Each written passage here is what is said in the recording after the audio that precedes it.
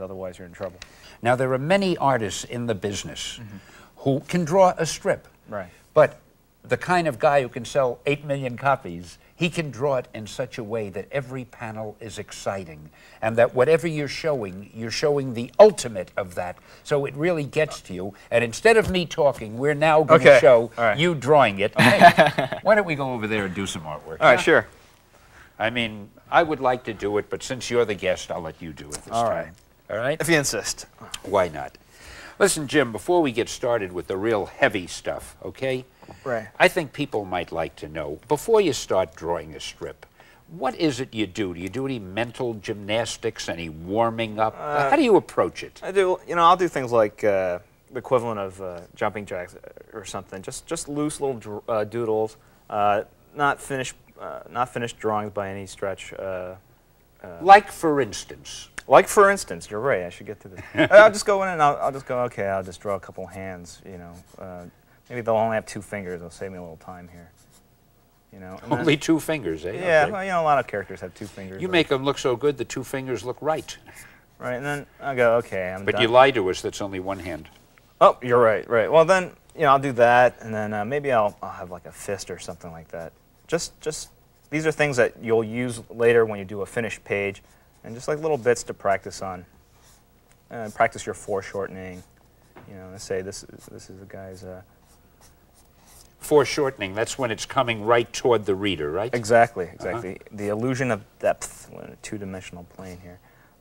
It's okay, you got, and then, you know, do that kind of thing. Or these are just rough warm-up sketches, right, huh? Right, just to get comfortable with the materials again, you know, so you know that you haven't forgotten how to draw. Because that is a fear among a lot of artists, is like, you wake up in the day and go, I've forgotten how to do it. I mean, you might wake up one morning, my God, I can't draw anymore? Something like that, yeah. I mean, because really, you don't know why you can draw better than the next guy, you know, or whatever.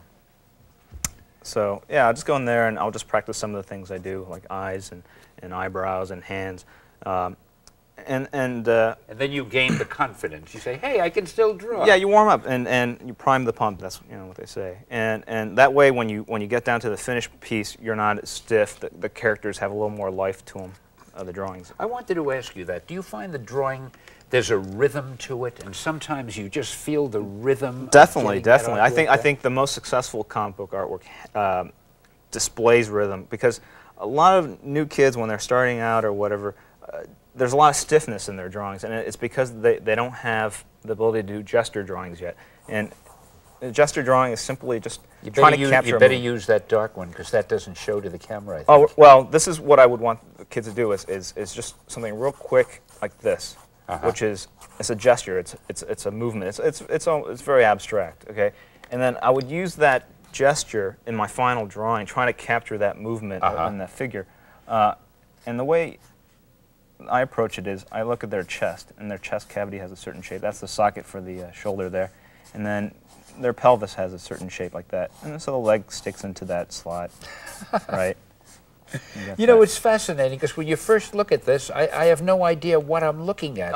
And then after you join and connect a few lines, I can see the figure. Well, that's the thing. It's not a mysterious process. It's just a bunch of lines in relationship to one another, creating the illusion of an object. Wow. And so, but when you drew this, you knew what this was, and in your mind you knew this was coming? Yeah, when I drew the pencil line that served as sort of the guide for what I'm doing now, yeah, I knew it was a guy throwing something or punching something or maybe flying. I don't know. It's one of those. It's one of those things like. Jim, that's terrific. Right, and then you put the head in here. Okay, so I put the other arm down here. Okay, and then we'll blacken in this forearm here to create a little depth, so it's going back there, and maybe cast a little shadow here. All right, so you got the guy. Put a couple ribs here, tricep, elbow, whatever. Do you know the names of all the muscles and so forth? No, actually I don't. I'm not that good with the actual anatomy like that. I was never, it's like reading the dictionary looking at those anatomy books, because they just show the muscles in a natural, unflexed state. They're very stiff. You can learn how to do that, but when figures move, you don't see all those muscles like that. They change shapes and dimensions. So I was much more into an artist named George Bridgman, and his stuff dealt more with the shapes of body parts, and how they interacted and how their interactions created movement within the character. So like this guy, Like, boom. for instance. All right, like for instance. Yeah, good. I'm going to keep you All right, drawing. okay. I'm sorry. Like for instance, an arm. I can think of like, actually I do know some of the names, but you got the, well, I don't know what that is. I forgot. I've drawn a blank. But it belongs there Here's somewhere, the right? bicep. Here's the tricep. Yeah. I think this is the deltoid. Is that right? I don't know. Then you got the forearm muscles here, and I've separated everything. And these are the shapes. And if you had to do one of those like computer design grids or something, you can sort of see what the shape. This is more like the biceps, more like a football, and this is more of like a sort of a triangular piece here. And at some point you're going to draw Like, lines and it'll come together and it's right. really going to look like Well, something. yeah, they're like sausages, and you stick them all together like that. So, you know, boom. That would be. So when arm. you're drawing this, are you thinking this? Oh, all the time. I think I see. Even though I don't have these grid lines, I see this shape as having a volume like that, and this having a volume like that. And it's very easy that way. Once you know the shapes and volumes, you can put them all together, and you can do the complex foreshortening. Because, for example, if you had like a saucer, and then you had a I don't know, round shape like this, and maybe like a cone shape like this, and a triangular thing like that. If you kind of stack these on top of each other and do an upshot of that, you can draw an upshot of anything. I mean, a human figure, because basically the human figure is a series of different shapes like these put together. So let's put these all together and we'll do an upshot. So we'll see mostly the saucer from the bottom. We'll see a little bit of this. You know, draw through here for everybody.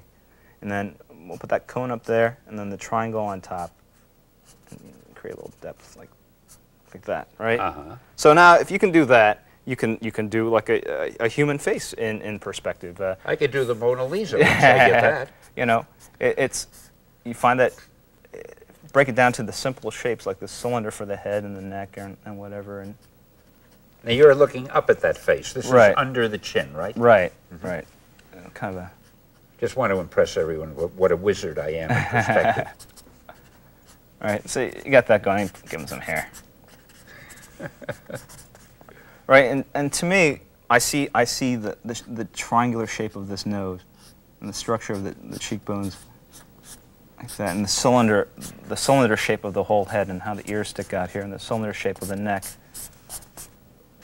Right, so if you can do something like this, I think it's a little more complex, but it's the same kind of ideas, and that way I can draw a head looking down on it, you know, because you have the nose just stick out like that. I can do it from the side, any angle I choose. And so in a sense, in my head, I've constructed the image, and then I can move my eye around the image and then draw it. Like if I have a side shot of a car, usually I can draw from any angle just by kind of extrapolating what the rest of the car looks like. So It looks to me as if you can draw something and you could start at any point. I mean, if you want to draw a figure, you could probably start with the big toe and work your way up. yeah, probably. Or with the ear and work your way down. What I wouldn't recommend doing that without first putting That little rough. That rough, because that way, if you start with the toe down here and you draw, you might find that the head goes off the page, and that's a common thing with kids. They start drawing and without thinking about the space they're drawing in and whether the drawing is going to fit on that page or not. Well, let's talk comic books. Right. Let's do the shape of a panel, and let's see, how would you handle, you're going to do a panel. Right. Okay? Let's say this is the panel. All right, this whole thing is the panel. Right. And a panel, it's one of those pictures that you see in a comic All right, book. now you want to draw, let's make something up. Okay, right go now. ahead. Shoot. You want to draw, and this has not been rehearsed. In fact, I hope I can think of something that you want to draw. So you want to draw a superhero who is chasing a supervillain, and the supervillain is holding the superhero's girlfriend hostage. He's captured her. He's trying to escape. The hero is trying to get him. And the This villain is from Spider-Man 129. It very well might be. I think you did this. And the villain, wait a minute, it's not that easy. The villain is just about to jump out of the window with the girl because the villain can fly, and the hero has to get to him before he gets out of the window. Okay, so we're doing it from the outside of the building. All right. Well, that's No, it could be from the inside. From the inside. Okay. That's up to you. Okay. All right. Well, what I think of first is I visualize a setting. Let's just say an office or something like that. Okay. Right. Now you can't see this, but let's see. You got to use that light pencil that the camera can't see. Right. Okay. Well, otherwise you're just gonna have all these lines. You're not gonna be able to tell when I come in with the marker and stuff. All right. I'm gonna do something very. Everybody be patient. He'll be there with the marker any minute. I'm gonna do something very clear, which is a straight-on perspective shot. And I mean, looking right at it. You're right, not up right there on, and you're right, not down right. here. Okay. Well, the vanishing point, I don't get too technical, but the vanishing points are like this, and we're looking straight on this wall. The wall's not at an angle to us. All right, so let's say we put the hero here. We put him in the foreground like this, and to create a depth within the character. We have him in the foreground. We're going to have maybe some furniture or something in the middle ground, and then we'll have the villain about to jump out the window there in the background there. And actually, even in the extreme background, we might even put some more skyscrapers. Actually, to establish the fact that they're in a city, we'll just put another window here, and we'll put a bunch of buildings. Gotcha. Right? So we got him over here, and is the damsel in distress. Although it could be a guy in distress, and this could be a superheroine. We don't That's want right. They can be anything. In today's world. But you'd better do it the way I told you. Right, because I never want to deviate from the writer's script there. Okay, so I've got that. This is it. Now you've made your rough layout, and you know now where everything goes, and nothing will go off the page or off absolutely. the panel. From this point on, I can relax now because all the work has been done. The thinking has been done. done. Right. And you don't like to think, so that's over. Right. So let's say start over here. I didn't mean that. Now we get the black pencil, and everybody can see. This will be fun. Okay, let's see. Well, we don't have. Okay, I'll start with the ear. A lot of times I'll start with. Yeah, you've always been big at ears. Yeah. They talk about that in the bullpen. All right. All right, and that's the muscle of his neck there, and then okay. This is the hero you're doing, who's right. in the foreground. Right. He's got a big manly chin. Oh, here, is he ever? Yeah. And maybe we'll put like some lines. That's a shorthand for like He's tense and excited. He's tense. He's worried. Whatever. Okay, we'll give him some hair here. If it were an idea, there'd be a light bulb over his head. Absolutely. Okay, I'll give him some hair. It's funny, even with that short sketch, he looks powerful and somewhat handsome. I mean, even as rough as it is. I give him a real thick neck and pretty much the I guess Roman features, which is sort of a bigger brow, a jutting chin. Well, you're lucky I'm sitting here, so you have sort of a model. Oh, there you go. All right, right. Okay. Okay, and then we got the shoulder here. Mm-hmm. And then, I don't know, tricep. I think that's what it is. You're good at elbows too. I've been noticing that. You know, you make it look so easy. That's the thing that really is amazing. Actually, it comes with practice. You know, I've drawn this a lot. I mean, hundreds of times. I guess. Not this one picture. No, but this kind of angle. I know. You know, every time I do a new shot, it takes a little more time. But generally, after the amount of work we do is very labor intensive. So after a while, you find that you've just drawn everything. You know. Yeah, there's probably very little that I could suggest that you haven't drawn in some form or other, right? Yeah, I've done a lot of different kinds of story. I've done aliens and outer space and inner city and ghettos and all that stuff. And we'll give him a cape.